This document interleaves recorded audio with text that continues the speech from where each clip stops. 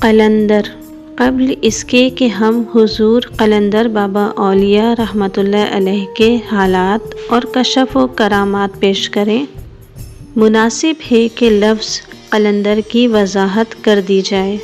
تاکہ ان کے مقام کا اندازہ ہو جائے اور ان سے وقوع میں آنے والے واقعات سمجھ لینے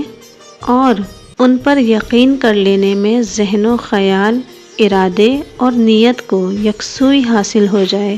ایسا انسان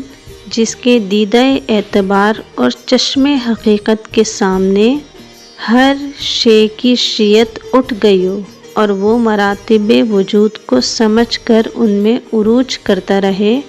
یہاں تک کہ عالم تکوین سے بالا قدم رکھے اور مقام وحدانیت کے مشاہدے میں غرق رہ کر احدیت کی تفصیل میں عین وحدت کا جمال مشاہدہ کر کے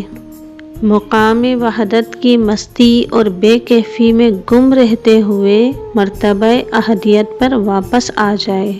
اس کے بعد اپنے مراتب سے جدا ہوئے بغیر احدیت کے مشاہدے میں محو رہے، پھر انسانی مرتبے پر پہنچ کر عبودیت کا مقام حاصل کرے، یہاں تک کہ اس کا عروج و نزول ایک ہو جائے، جزو میں کل اور کل میں جزو کو دیکھے، پھر ان تمام سے مستغنی ہو کر حیرت محمودہ یعنی سرور میں رہے، تو اس کو قلندر کہتے ہیں۔ قلندر کا مقام محبوبیت کے مقام سے بھی اعلیٰ ہے، کیونکہ محبوبیت کے مقام میں پھر بھی دوئی باقی رہتی ہے کہ ایک عاشق دوسرا معشوق ہوتا ہے،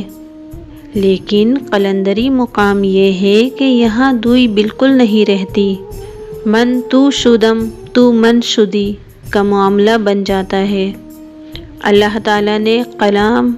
مجید فرقان حمید میں ہادی کونین صلی اللہ علیہ وسلم کے اس مقام کی خبر دی ہے، چنانچہ ایک موقع پر ارشاد فرمایا، ترجمہ: ان کے ہاتھوں پر اللہ کا ہاتھ ہے، سورہ فتح آیت 10۔ حالانکہ بیعت کے وقت صحابہ کرام رضی اللہ عنہ کے ہاتھ پر نبی صلی اللہ علیہ وسلم کا ہاتھ تھا، وحدت کے لحاظ سے یعنی دوئی باقی نہ رہنے کے اعتبار سے نبی صلی اللہ علیہ وسلم کے ہاتھ کو رب ذوالجلال نے اپنا ہاتھ قرار دیا ہے۔ ایک اور جگہ حضرت حق جل جلالہ فرماتے ہیں، ترجمہ: اے نبی صلی اللہ علیہ وسلم، آپ نے جب خاک اٹھا کر پھینکی تو آپ نے خاک اٹھا کر نہیں پھینکی، بلکہ وہ اللہ نے خاک اٹھا کر پھینکی تھی، سورہ انفال آیت 17۔